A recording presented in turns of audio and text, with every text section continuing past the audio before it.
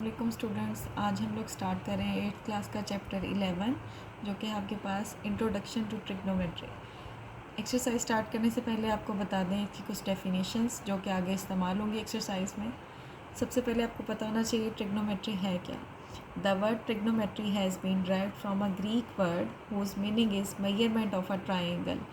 ये trigonometric word introduce हुआ है एक ग्रीक वर्ड से, जिसके मीनिंग है कि आपने मेजरमेंट्स करनी होती है ट्राइंगल्स की, उसकी साइड्स की मेजरमेंट करनी होती है। It is an important branch of mathematics which deal with the solution of triangles. ये मैथमेटिक्स की एक बहुत इंपॉर्टेंट ब्रांच है जिसमें हम डील करते हैं कि हम कैसे सोल्यूशंस फाइंड आउट करेंगे ट्राइंगल्स के। क्लियर। अब हमने यहाँ पे इस चैप्टर में डील करना है राइट एंगल ट्राइंगल को। तो देखते हैं राइट एंगल ट्राइंगल कौन सी है आपके पास। ये हमारे पास राइट एंगल ट्राइंगल जिसमें एक एंगल होता है 90 डिग्री। मैं इसको नेम असाइन कर रही हूँ। ये है आपके पास कैपिटल ए साइड, ये है कैपिटल बी और ये है कैपिटल सी। राइट ट्राइंगल वो ट्राइंगल होती है जिसमें एक एंगल 90 डिग्री हो। ये स्ट्रेट लाइन वाला ये एंगल आपका 90 डिग्री है। इसको हम कहते हैं परपेंडिकुलर, इसको हम कहते हैं बेस और इसको हम कहते हैं हाइपोटेन्यूज। राइट एंगल के जो ऑपोजिट साइड होती है उसे हम कहते हैं हाइपोटेन्यूज। राइट एंगल के एडजेसेंट हॉरिजॉन्टल लाइन जो होती है उसे हम कहते हैं बेस, और राइट एंगल के एडजेसेंट जो वर्टिकल लाइन होती है उसे हम कहते हैं परपेंडिकुलर। ये है आपके पास राइट एंगल ट्राइंगल। अब हम देखते हैं पाइथागोरस थ्योरम, जो सबसे इम्पॉर्टेंट है, आपके पास आगे यूज़ भी होगा। पाइथागोरस थ्योरम हमारे पास क्या होता है। पाइथागोरस थ्योरम हमारे पास होता है हाइपोटेन्यूज का square is equal to base का स्क्वायर प्लस परपेंडिकुलर का स्क्वायर। ये होता है हमारे पास पाइथागोरस थ्योरम। अब आपको पता होना चाहिए पाइथागोरस थ्योरम किस लिए यूज़ होता है। पाइथागोरस थ्योरम एप्लीकेबल होता है राइट एंगल ट्राइंगल पे। ये है अगेन आपके पास एक right angle triangle A B C. ये है आपके पास राइट एंगल ट्राइंगल। इसमें पाइथागोरस थ्योरम आपका एप्लीकेबल होगा क्योंकि ये है आपके पास हाइपोटेन्यूज, ये है आपके पास परपेंडिकुलर और ये है आपके पास बेस। इस राइट एंगल ट्राइंगल के ऊपर हम पाइथागोरस थ्योरम अप्लाई कर सकते हैं। आपको पता होना चाहिए कि पाइथागोरस थ्योरम सिर्फ राइट एंगल ट्राइंगल के ऊपर एप्लीकेबल होता है। किस लिए, क्या करते हैं हम इससे हम राइट ट्राइंगल की थर्ड साइड की लेंथ मालूम करते हैं। ये तीन साइड्स हैं आपके पास राइट ट्राइंगल में, हाइपोटेन्यूज, परपेंडिकुलर और बेस। सम टाइम हमें जब बेस और परपेंडिकुलर गिवन होता है तो हाइपोटेन्यूज की वैल्यू हम इस फॉर्मूले की मदद से फाइंड आउट करते हैं। अगर हमें परपेंडिकुलर अननोन है तो इसी फॉर्मूले में थोड़ी सी चेंजिंग करके हम परपेंडिकुलर मालूम कर लेते हैं। जैसे आप देख रहे हैं कि सपोज़ अगर हमने परपेंडिकुलर मालूम करना है तो हमारे पास बेस एक्स्ट्रा है, यहाँ पे हम बेस को ले जाएंगे हाइपोटेन्यूज के पास, तो इसी फॉर्मूले में चेंजिंग करके हमारे पास ये फॉर्म बन जाएगी परपेंडिकुलर फाइंड आउट करने के लिए। Clear. So perpendicular is equal to hypotenuse का स्क्वायर माइनस बेस का स्क्वायर। सेम अगर आपने बेस फाइंड आउट करनी है तो हम देख रहे हैं कि बेस के पास परपेंडिकुलर एक्स्ट्रा है। हम क्या करेंगे, परपेंडिकुलर के साथ प्लस साइन है, जब ये लेफ़्ट साइड पे जाएगा तो इसके साथ माइनस हो जाएगा। तो बेस का फॉर्मूला हमारे पास बन जाएगा हाइपोटेन्यूज का स्क्वायर माइनस परपेंडिकुलर का square is equal to base square. ये एक ही फॉर्मूला है जो आप, ये वाला फॉर्मूला पाइथागोरस थ्योरम का जो बेसिकली ओरिजिनल फॉर्मूला है वो ये है, हाइपोटेन्यूज का square is equal to base का स्क्वायर प्लस परपेंडिकुलर का स्क्वायर। अगर आप ये वाला फॉर्मूला याद कर लेते हैं तो इसी फॉर्मूले से हम ये रिमेनिंग टू फार्मूलाज भी बना सकते हैं कि जब आपने परपेंडिकुलर मालूम करना है तो उसका फॉर्मूला क्या बनेगा, जब आपने बेस मालूम करना है तो उसका फॉर्मूला क्या बनेगा। क्लियर। ये मैंने आपको बता दिया कि राइट ट्रायंगल आपके पास ये है जिसमें परपेंडिकुलर, हाइपोटेन्यूज और बेस को मैंने एक्सप्लेन कर दिया है। परपेंडिकुलर को हम इसके अलावा एल्टीट्यूड भी कहते हैं। ठीक है, इसके दो नेम हैं, आपको पता होना चाहिए कि परपेंडिकुलर और एल्टीट्यूड। ये आपके पास हाइपोटेन्यूज है, परपेंडिकुलर और बेस आपकी इंटरचेंजेबल है कि सम टाइम आपकी बेस परपेंडिकुलर बन जाती है और परपेंडिकुलर बेस बन जाती है, लेकिन हाइपोटेन्यूज आपका फिक्स है क्योंकि एक स्लांट हाइट है, तिरछी आपको नज़र आ रही है कि सीधी लाइन नहीं है, ये तिरछी है, तो हाइपोटेन्यूज आपका हमेशा फिक्स रहता है। लेकिन परपेंडिकुलर और बेस चेंज हो सकते हैं। मैं अब आगे आपको एक्सप्लेन करूँगी कि कैसे ये दोनों इंटरचेंज हो सकते हैं। अब नेक्स्ट हमारा टॉपिक है trigonometric ratios of an acute angle. कि एक्यूट एंगल में हम ट्रिग्नोमेट्रिक रेशियोज़ को डिफ़ाइन करेंगे। सबसे पहले आपको पता होना चाहिए कि एक्यूट एंगल्स कौन से होते हैं। एक्यूट एंगल आपके पास वो एंगल होते हैं जो लेस देन 90 डिग्री, जिसमें आपके पास आता है 30 डिग्री, 45 डिग्री, और 60 डिग्री। ये आपके पास एक्यूट एंगल हैं। ये वो एंगल्स हैं जो कि लेस दैन 90 डिग्री होते हैं, इनको हम कहते हैं एक्यूट एंगल। अब 30 डिग्री, 45 डिग्री और 60 डिग्री पे हम ट्रिग्नोमेट्रिक रेशियोज़ को डिफ़ाइन करेंगे। ये मैंने आपको बता दिया कि एक्यूट एंगल्स कौन से होते हैं। अब हम देखते हैं ट्रिग्नोमेट्रिक रेशियोज़ कौन सी होती हैं आपके पास। तो ट्रिग्नोमेट्रिक रेशियोज़ आपके पास कौन कौन सी हैं वो मैं आपको बताती हूँ। आपके पास 6 ट्रिग्नोमेट्रिक रेशियोज़ होती हैं। एक है आपके पास साइन, दूसरी है आपके पास कॉज और तीसरी है आपके पास टेन। साइन के इन्वर्स में हमारे पास होती है कोसिकेंट, कॉस के इन्वर्स में हमारे पास होती है सीकेंट और टेन के इन्वर्स में हमारे पास होती है कॉट। ये हैं आपके पास ट्रिग्नोमेट्रिक रेशियोज़। इन ट्रिग्नोमेट्रिक रेशियोज़ को हम डिफ़ाइन करेंगे राइट एंगल ट्रायंगल में। ये है आपके पास राइट एंगल ट्रायंगल, मैं इसको नेम असाइन कर रही हूँ। ये है आपके पास ए, ये बी और ये सी। ये कैपिटल आपके पास मैंने अल्फ़ाबेट्स से राइट ट्रायंगल को नेम असाइन किए हैं। अब हम इनको डिफ़ाइन करेंगे, इन ट्रिग्नोमेट्रिक रेशियोज़ को डिफ़ाइन करेंगे इस राइट एंगल ट्रायंगल पे। लेकिन इसके लिए हमें इसके अंदर एंगल्स लोकेट करने होंगे। ये है आपके पास 90 डिग्री एंगल और हम सी पे बताते हैं कि आपके पास सपोज़ है एंगल, मैं सपोज़ कर रही हूँ कि यहाँ है एंगल आपके पास थीटा और यहाँ है आपके पास एंगल फाई। ठीक है, अब हम इसी के अंदर इन्हीं के अकॉर्डिंग, इन कैपिटल ए बी सी के अकॉर्डिंग इन साइड्स को, जिन्हें हमने कहा था कि ये परपेंडिकुलर है, ये बेस है और ये हाइपोटेन्यूस है, इनको नेम असाइन करते हैं। जो कैपिटल ए है आपके पास अल्फ़ाबेट, उसके सामने जो साइड होगी उसे हम कहेंगे स्मॉल ए। ये है आपके पास स्मॉल ए साइड। ठीक है, फिर है कैपिटल बी। कैपिटल बी के सामने जो साइड होगी जिसे हम हाइपोटेन्यूस कहते हैं वो आपकी बन जाएगी स्मॉल बी। फिर है आपके पास ये कैपिटल सी। कैपिटल सी के सामने जो अपोजिट साइड होगी इसे हम कहेंगे स्मॉल सी, जो कि हमारा क्या है, परपेंडिकुलर।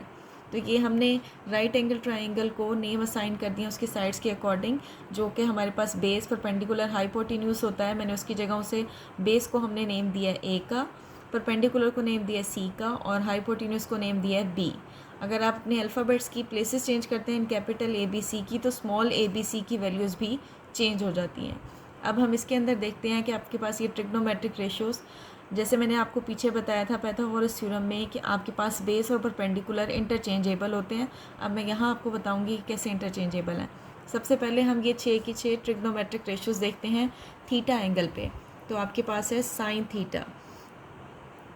अब यहाँ मैं आपको सबसे पहले बता दूँ कि आपके पास साइन थीटा किसके बराबर होता है।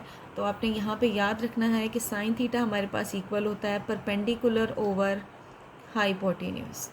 P हमारा रिप्रेजेंट करता है परपेंडिकुलर को, H हमारा रिप्रेजेंट करता है हाइपोटेन्यूस को। तो मैंने यहाँ आपको बताया था, पीछे भी राइट ट्रायंगल में एक्सप्लेन किया था कि आपके पास बेस ये है, परपेंडिकुलर ये है और हाइपोटेन्यूस ये है। लेकिन अब जैसे ही हमारे एंगल चेंज होंगे तो हमारा परपेंडिकुलर और बेस चेंज हो जाएगी, लेकिन हाइपोटेन्यूस हमारा फिक्स रहेगा। तो पहले आपको पता होना चाहिए साइन हमारे पास होता है P ओवर H, यानी कि परपेंडिकुलर ओवर हाइपोटेन्यूस। फिर इसके अकॉर्डिंग हम इसकी वैल्यू निकालेंगे। अब आपके पास यहाँ पे एंगल मैंने डिफ़ाइन किया है थीटा। अब आप देखेंगे फ़ौरन से फिगर में कि थीटा आपका एंगल लोकेट हो रहा है पॉइंट सी पे, तो ये यहाँ पे लोकेट हो रहा है। जहाँ आपका एंगल लोकेट होगा वही आपकी क्या कहलाएगी, बेस। तो इसके अकॉर्डिंग ये मेरी बन गई है बेस, ये मेरी बेस है, तो ये मेरा क्या होगा, परपेंडिकुलर। और हाइपोटेन्यूस मैंने आपको बताया था फिक्स ही रहता है। तो साइन थीटा मेरा किसके बराबर है, परपेंडिकुलर ओवर हाइपोटेन्यूस। तो यहाँ मेरा परपेंडिकुलर क्या है, सी, तो मैं फ़ौरन से यहाँ लिखूँगी सी। और हाइपोटेन्यूस मेरा किसके बराबर है, बी। तो मेरे पास फिगर साइन थीटा की वैल्यू आ जाएगी small C over small B. Clear. अब मैंने आपसे कहा कि साइन का इन्वर्स होता है कोसिकेंट। हम सेम यही चीज़ देख लेते हैं कोसिकेंट थीटा में। कोसिकेंट की बात कर रहे हैं हम एंगल थीटा पे, तो सेम कोसिकेंट हमारे पास साइन का इन्वर्स है। इन्वर्स किस तरह से कि कोसिकेंट हमारे पास बराबर होता है 1 ओवर साइन थीटा के, यानी कि जो साइन थीटा की वैल्यू उसको रेसिप्रोकल में ले जाएं। तो इट मीन हमने देखा है कि साइन किसके बराबर है, परपेंडिकुलर और हाइपोटेन्यूस। तो कोसिकेंट हमारे पास क्या हो जाएगा कि 1 ओवर की फॉर्म में जाएगा।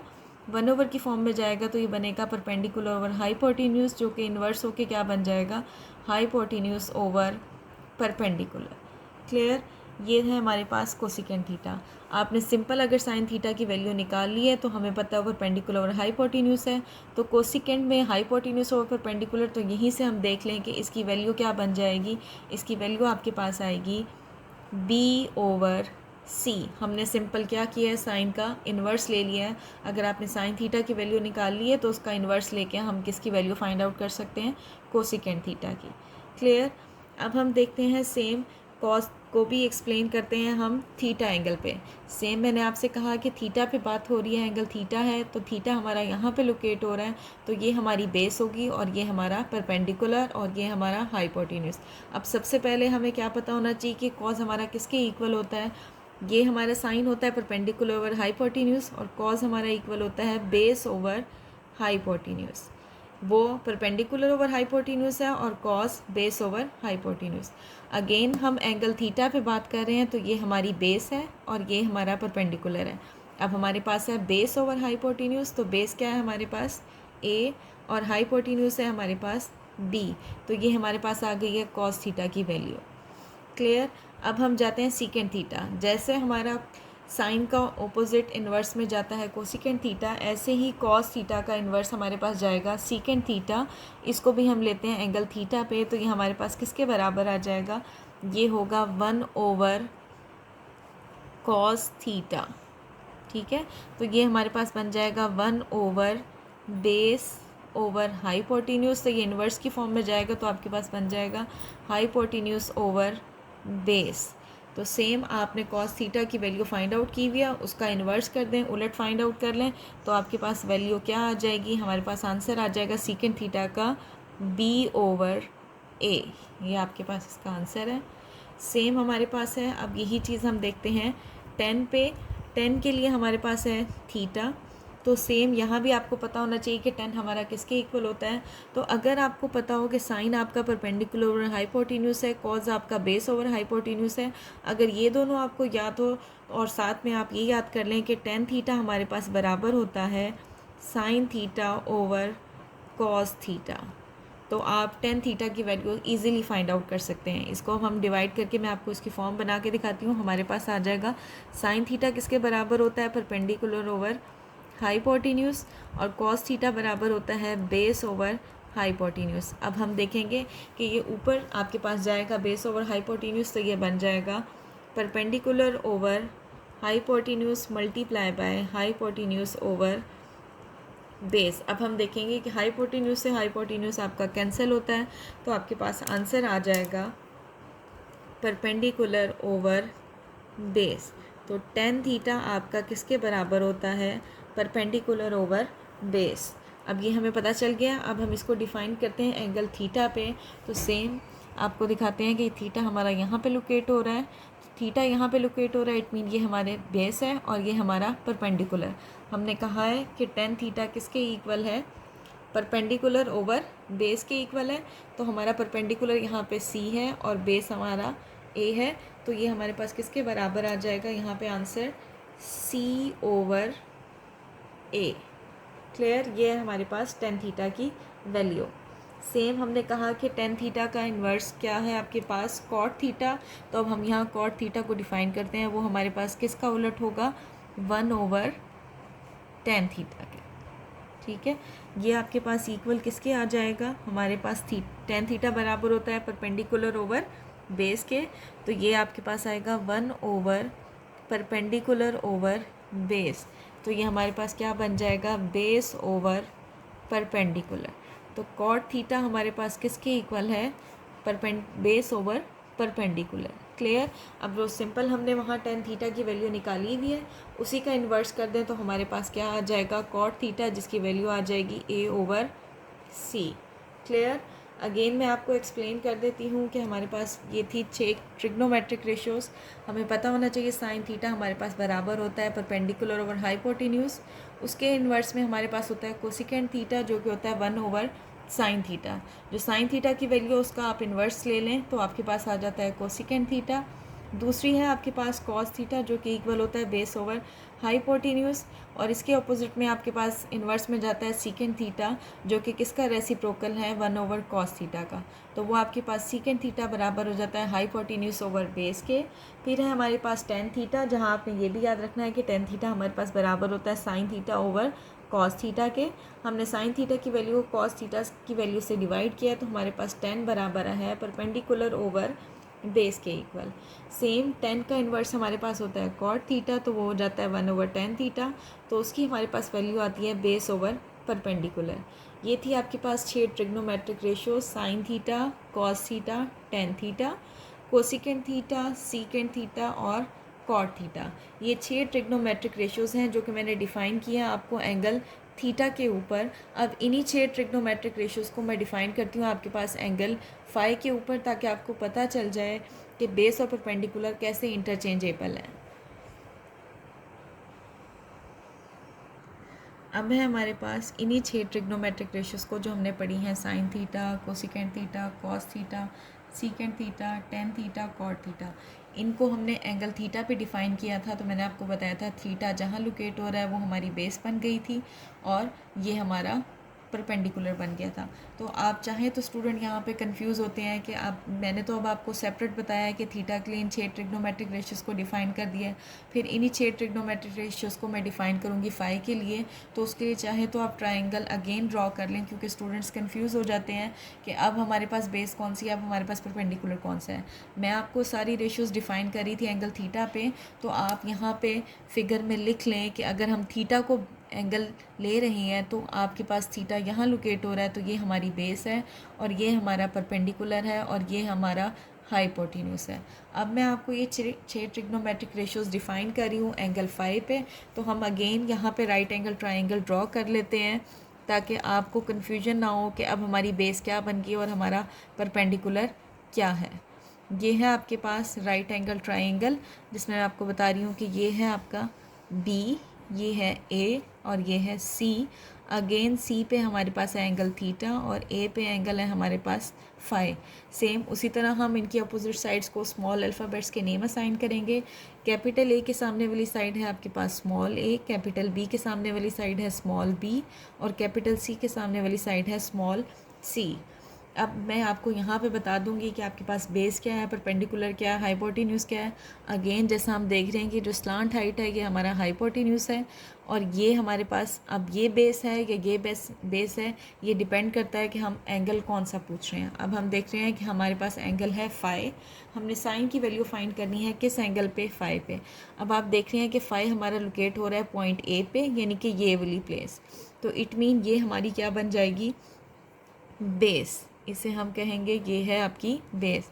अगर ये आपकी बेस है तो ये आपका क्या होगा, परपेंडिकुलर, और ये हमारा होगा हाइपोटेन्यूस। क्लियर?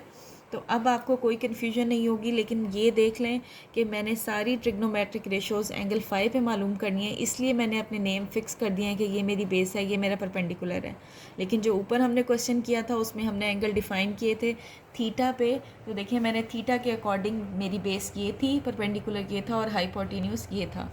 मीन मैं आपको यहाँ ये बताना चाह रही हूँ कि जिस ट्रिग्नोमेट्रिक रेशो में आपके जिस एंगल को उसने पूछा है, जो एंगल आपसे पूछ रहा है, थीटा पूछ रहा है, फाई पूछ रहा है, वो एंगल जहाँ लोकेट होगा वही हमेशा आपकी बेस होगी और जो उसके साथ दूसरी स्ट्रेट लाइन होगी वो आपका परपेंडिकुलर होगी और हाइपोटेन्यूस है ही आपके पास फिक्स, वो स्लांट हाइट है। अब अगेन मैंने आपको बता दिया है कि साइन हमारा किसके इक्वल होता है, परपेंडिकुलर ओवर हाइपोटेन्यूस के इक्वल है। ज़रूरी है कि आप हमेशा ये वाली चीज़ साथ में लिखें, क्योंकि स्टूडेंट्स कंफ्यूज हो जाते हैं। उन्हें पता होता है कि परपेंडिकुलर और हाइपोटेन्यूस है, लेकिन वो यहाँ ये चीज़ नहीं लिखते, तो आंसर लिखते हुए मिस्टेक कर देते हैं, बेस ओवर हाइपोटेन्यूस लिख देते हैं या हाइपोटेन्यूस ओवर बेस लिख देते हैं। तो अगर आप साथ में sine phi is equal to आप ये लिख लें कि साइन हमारे पास बेस ओवर या परपेंडिकुलर ओवर हाइपोटेन्यूस है, तो आप एक्यूरेट आंसर लिख सकते हैं। अब हम देखते हैं फाई हमारा इस पॉइंट पे लोकेट हो रहा है, तो ये मेरी बेस है, ये मेरा परपेंडिकुलर है और ये मेरा हाइपोटेन्यूस है। जब मैंने ये चीज़ें लोकेट कर ली हैं तो अब मेरे लिए क्वेश्चन सॉल्व करना बिल्कुल भी मुश्किल नहीं है। मुझे नज़र आ रहा है मेरा परपेंडिकुलर क्या है, ए है, और मेरा हाइपोटेन्यूस क्या है, बी। तो ये मैंने निकाल ली है साइन फाई की।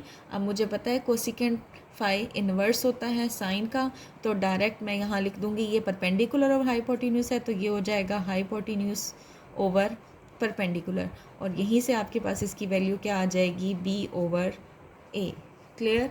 सेम हमारे पास है कॉस फाई, तो मैंने आपको ऊपर बताया था कि कॉस हमारे पास इक्वल होता है बेस ओवर हाइपोटेन्यूज।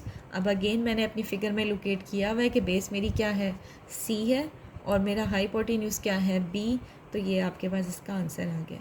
सेम हमें पता है सीकेंड इन्वर्स होता है कॉस का, तो ये हमारे पास क्या हो जाएगा, हाइपोटेन्यूज ओवर बेस, उसी के आंसर से मैं लिख दूँगी, आपके पास आ जाएगा बी ओवर सी। क्लियर।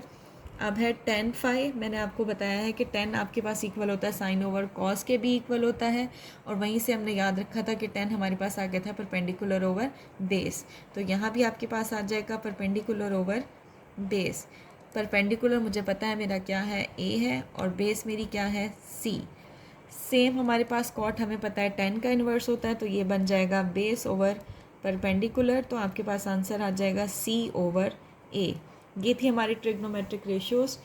6 की 6 ट्रिग्नोमेट्रिक रेशियोज़ को मैंने एक ही राइट ट्रायंगल के ऊपर डिफ़ाइन किया है। एक बार एंगल हमने थीटा लिया है और एक बार हमने एंगल फाई लिया है।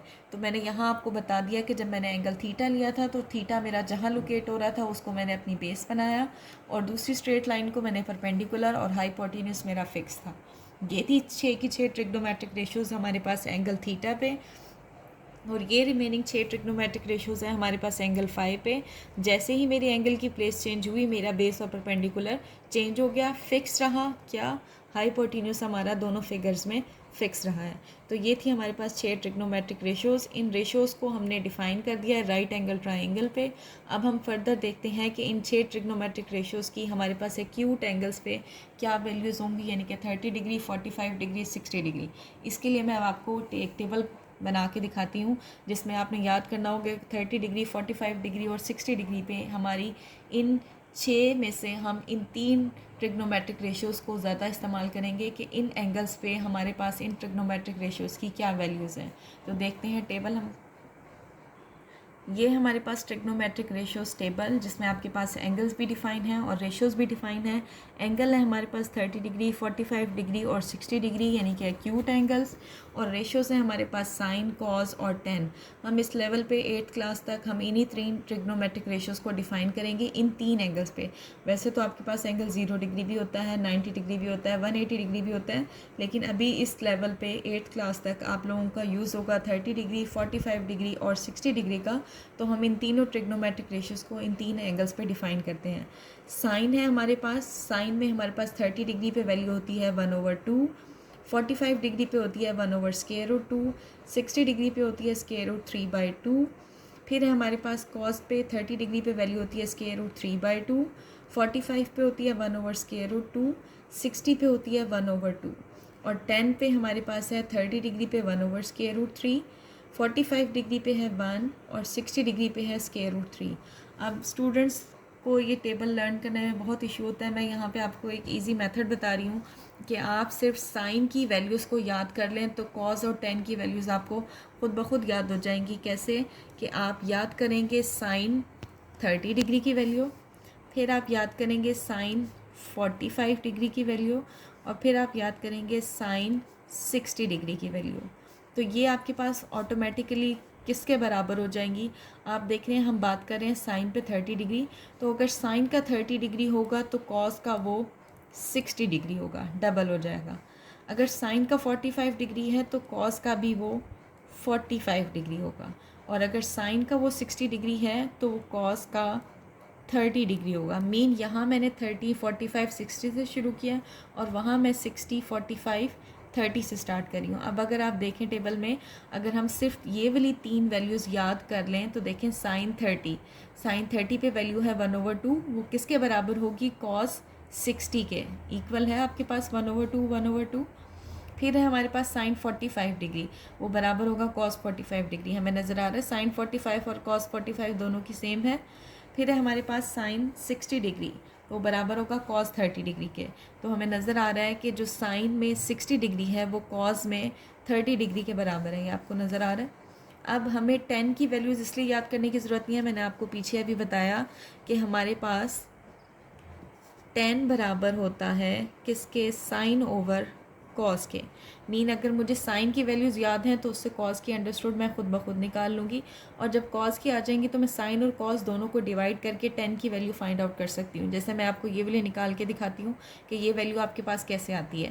टेन है हमारे पास, हम टेन की वैल्यू फाइंड कर रहे हैं 30 डिग्री पे, तो वो हमारे पास किसके बराबर होगा, sine 30 degree divided by cos 30 degree. अब आपने कैसे याद की थी, साइन 30 डिग्री की वैल्यू याद की थी, वो आपके पास क्या थी, 1/2। और अब मुझे पता है कि अगर साइन 30 है तो वो कॉस की 60 की होती है, ठीक है। अब हमारे पास कॉस 30 डिग्री पे वैल्यू होती है √3/2। तो ये आपके पास फॉर्म बनेगी ऐसे, 1/2 मल्टीप्लाई बाय 2/√3। ये 2 से आपका 2 कैंसिल हो जाएगा, तो आंसर आ जाएगा 1/√3। देखें वही आया है आपके पास आंसर। सेम ऐसे ही आप 45 डिग्री पे वैल्यू निकाल सकते हैं, और ऐसे ही आप √3 यानी कि 60 डिग्री पे वैल्यू फाइंड आउट कर सकते हैं। इस तरह से अगर आप इस टेबल को याद कर लेते हैं कि जस्ट आप इन सिर्फ इन 3 वैल्यूज़ को याद कर लें, तो 30 डिग्री से हमें याद रहेगा कि डबल हो के 60 डिग्री, 45 सेम है, यहाँ 60 है तो यहाँ 30 है। आप इस लेवल पे हमें सिर्फ इन 3 चीज़ों को याद करना है। वैसे आप 90 डिग्री भी होता है, मैं आपको टेबल बनाना सिखा भी देती, लेकिन अभी ये है कि आपका एक 8th क्लास है, तो इसमें जस्ट आप इन चीज़ों को याद कर लें तो टेबल आपका अंडरस्टूड आपको खुद ब खुद याद हो जाएगा। तो ये था हमारा आज का लेक्चर, जिसमें हमने दिया है चैप्टर 11 का इंट्रोडक्शन। सो नेक्स्ट वीडियो में हम अपनी एक्सरसाइज स्टार्ट करेंगे 11.1। Thank you so much. अल्लाह हाफ़िज़।